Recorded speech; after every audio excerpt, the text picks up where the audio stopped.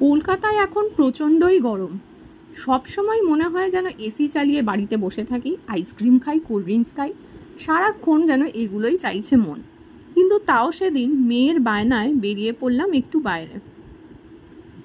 আমরা সেদিন গেলাম ইকো পার্কে। আমরা বেরিয়েছিলাম 4:30 নাগাদ, কিন্তু তাও বাইরে প্রচণ্ড গরম লাগছিল, একটুও হাওয়া ছিল না।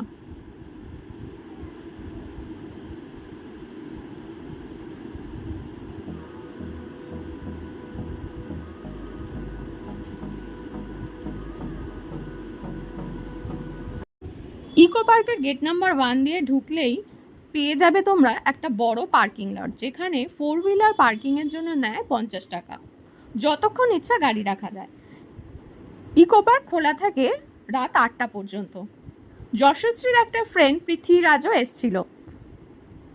পৃথ্বী ওকে শেখাচ্ছিল কিভাবে ক্রিকেট খেলতে হয়। পৃথ্বী কিন্তু একটা ভীষণ দুষ্টু, চনমনে জলি একটা বাচ্চা। ওর ফ্যামিলিও এসেছিল, ওর মা বাবা।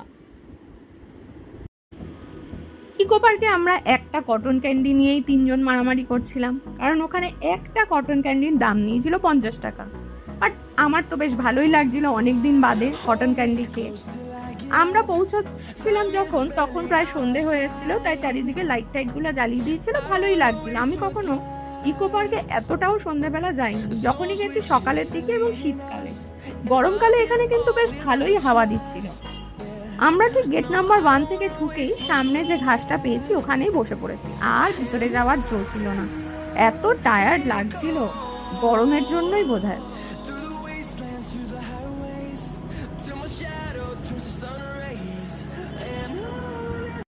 ইকো পার্ক থেকে কাছেই ছিল অ্যাক্সিস মল, তো ইকো পার্ক থেকে আমরা চলে গেলাম সোজা অ্যাক্সিস মলে একটু ঘোরাঘুরি করতে আর একটু খাওয়া দাওয়া করতে।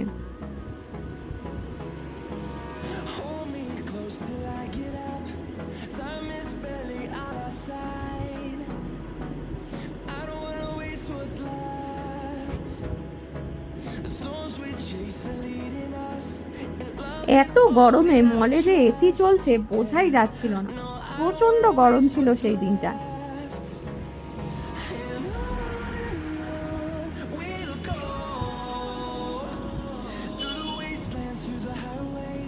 এখানে সবাই ফুড স্পা করাচ্ছে, আর পৃথ্বী রীতিমতো অ্যাকোয়ারিয়ামে ঢুকে যেতে চাইছে। এই যে তোমরা এখন একটা রেড কালারের ট্রেন দেখতে পাচ্ছ, এটা অ্যাকচুয়ালি একটা ট্রেন নয়, এটা একটা রেস্টুরেন্ট। এই রেস্টুরেন্টটা আছে অ্যাক্সিস মলের ভেতরে। রেস্টুরেন্টের নাম কেসারিয়া, কেসারিয়া জাংশন। আবার রেস্টুরেন্টের ভেতরের অ্যাম্বিয়েন্সটা ছিল খুবই সুন্দর, একদম ট্রেনের কম্পার্টমেন্টের মতো। বিভিন্ন ট্রেন নিয়ে যত রকমের সিনেমা হয়েছে, সবকিছু সিনেমারই একটা করে পোস্টার এখানে রাখা ছিল।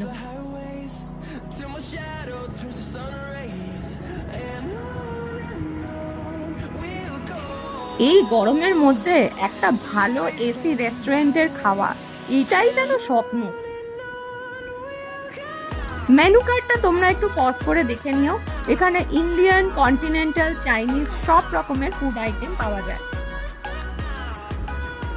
মাম্মাম অ্যাজ ইউজুয়াল তার প্রিয় নুডলস নিয়ে নিয়েছে। আমরা নিয়েছিলাম কাবাব, তন্দুরি, এর সাথে কিছু ছিল মকটেলস। প্রাইস গুলো বেশ রিজনেবল, আর টেস্টও ছিল অসাধারণ।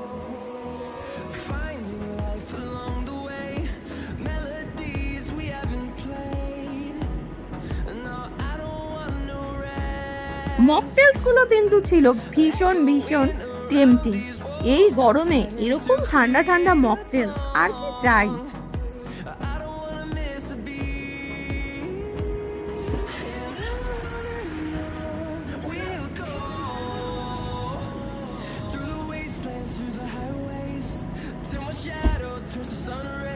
ফুড সেখানে কিন্তু আমরা ভালোই এনজয় করলাম, আর সব থেকে বেশি এনজয় করলাম এখানকার অ্যাম্বিয়েন্সটা।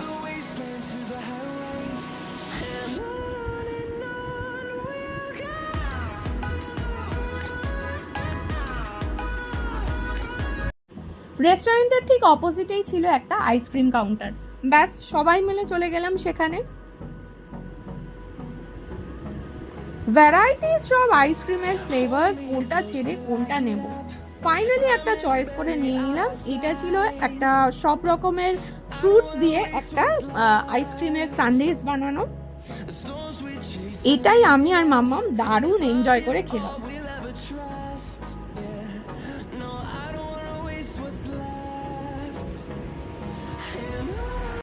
এইভাবে আমরা কাটিয়ে দিলাম একটা সুন্দর সন্ধ্যা। তোমাদের এই ভিডিওটা কেমন লাগলো অবশ্যই কিন্তু কমেন্ট বক্সে জানাতে ভুলো না। Thank you for watching.